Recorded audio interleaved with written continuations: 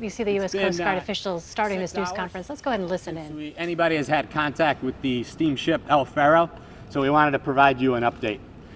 We really started our search efforts on Friday, and at that time we were not able to get to the vessel's last known position because Hurricane Joaquin was essentially sitting right over it, so we weren't able to get there.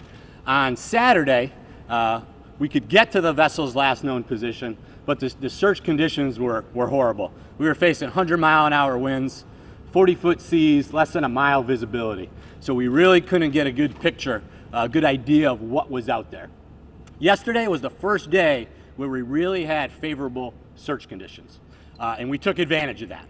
We had multiple long-range aircraft out there, including Coast Guard C-130s, an Air Force C-130, and a Navy P-8 aircraft. And I want to just focus on the Navy P-8 aircraft. That's a pretty sophisticated aircraft. We flew it very high, up at 27,000 feet altitude, so we could scan a very wide area. We covered 70,000 square nautical miles yesterday looking for the Faro. So based on all of that, for our search planning efforts, we are assuming that the vessel has sank. We believe it sank in the last known position that we recorded on Thursday. So what that means, though, we just change our search planning efforts. We are still looking for survivors or any signs of life, any signs of that vessel. We are still doing that. So the search for survivors continues. Yesterday, because of those favorable search conditions, we were able to see a lot of material that was at sea. A lot of things that came from a container ship of that size. So we know we recovered the Faro's life ring. We also recovered a lifeboat that had the markings of Faro on it. It was heavily damaged, but it was recovered, no signs of life there. As we went through the day yesterday, we had multiple reports of immersion suits, survival suits that were floating in the water, life rafts, and lifeboats. We had to check each one. We did that methodically because we wanted to make sure there were no signs of life. They were hoping to find a survivor, so we needed to check every one. In one of the survival suits, we did identify human remains in one of the survival suits. We lowered a rescue swimmer to confirm that the person was deceased and it was basically unidentifiable. We needed to move from there quickly because there were other reports of survival suits as well as lifeboats and life rafts. And we checked those methodically through the day. No other signs of life at this time. So as I mentioned, we are not looking for the vessel any longer. However, today we are still out there searching. We've modified our search efforts to focus more on potential people in the water, lifeboats, and life rafts. So we've kind of brought in that area. There are two primary areas of concern that we're looking at. One debris field, it's about 300 square nautical miles, is in the vicinity of the last known position of the vessel. There's another debris field that's about 60 miles to the north of that one. That's a little bit smaller, it's about 70 square nautical miles. We are searching both of those. We have 3 Coast Guard cutters on scene. There are 3 commercial tugs that were hired by the shipping company, and we have a full schedule of aircraft that are flying all day today. But again, we're going to fly them much lower and focused in on smaller objects at sea. So that is our plan moving forward.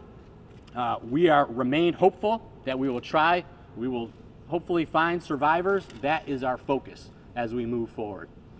Be glad to take a few questions. What these lifeboats, in terms of the lifeboats, you've studied the vessel, another type of boat, you recovered one.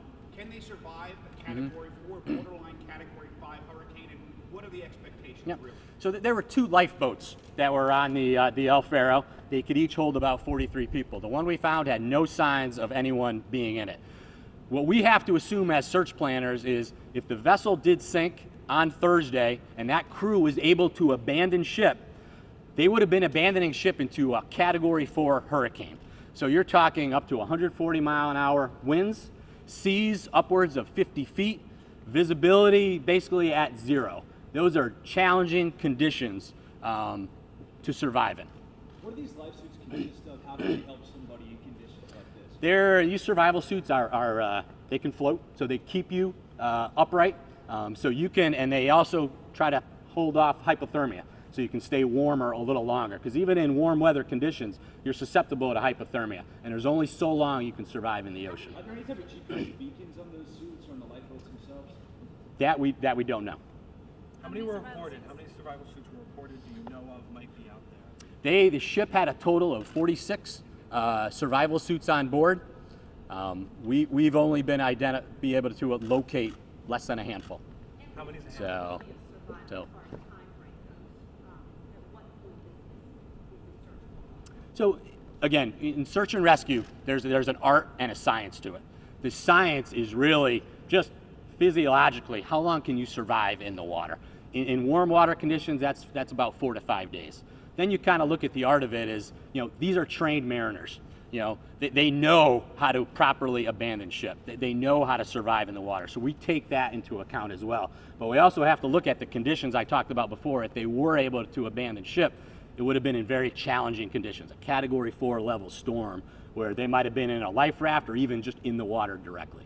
The remains that you did find. How many people have survived the Category 4 hurricane after not, staying on a ship on a life? I can't speculate as to that, but we're not going to discount somebody's will to survive, and that's why we're still searching today. The remains that you did find, have they been brought to shore, or were they left in the water? No, we were not able to recover those remains. Our focus is on survivors. So we lowered a rescue swimmer into the water. That person confirmed that the body was deceased. It was unidentifiable. So we needed to quickly move to other reports of life. And the reason we have to do that is the ocean is not a static being. It's alive, it's dynamic, it's constantly moving. So when we have reports of other life rafts, life boats, we need to get out there and quickly identify them, see if there's any signs of life. Because if we don't do that right away, then it could sink, it could disappear, we might not be able to relocate it. So again, our focus is on survivors. That's our mission. And will you continue searching throughout the night tonight? We will. We'll have aircraft throughout the day. Those 3 Coast Guard ships, as well as the 3 commercial ships, will remain out overnight. They were out last night as well, continually searching. Was there any kind of warning that went out, letting the crew know that they shouldn't be there, they should have turned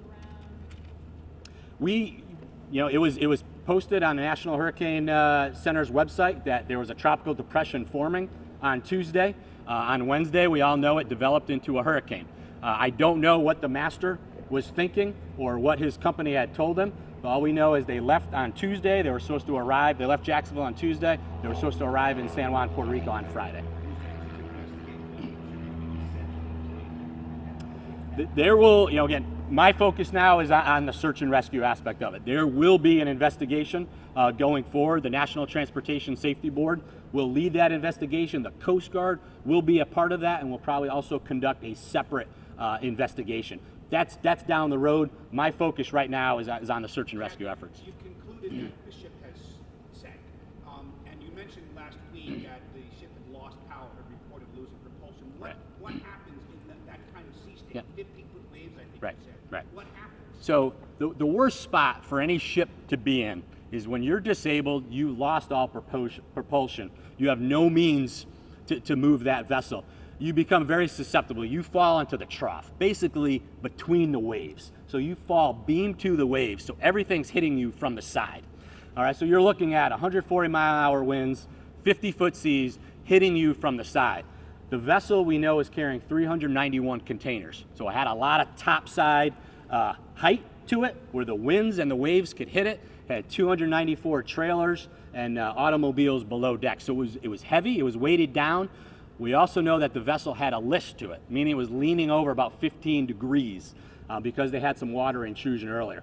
That just increases the danger of the situation that they were in to be able to survive that type of condition. What are the ocean depths in this area and the currents? Are they pushing north? Yeah, the depth where we believe the vessel sank is 15,000 feet.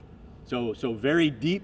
Right now, based on our search planning efforts, we think the vessel or survivors could potentially drift to the north. And that's why I describe those debris fields. One is near the last known position, but another one is 60 miles to the north of that. And that validates, when we find all these things, it validates our search efforts, and we could really hone in on where survivors might be. Will tow maritime or any other agency be actually trying to recover the vessel itself? I don't know at this time.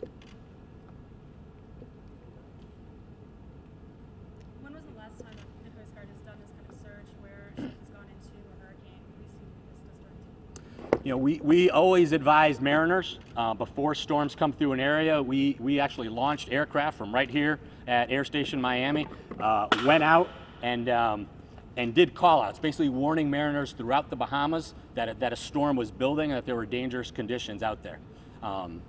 So we always do that, and it's dangerous. Anytime you're at sea, it can be an unforgiving environment, and when you add storm elements like a Category 4 storm to it, it just increases the danger level. We have time for one more question. I didn't catch the question. That was the ship captain's decision to make. Thanks, folks. Thank you, everybody. Thanks.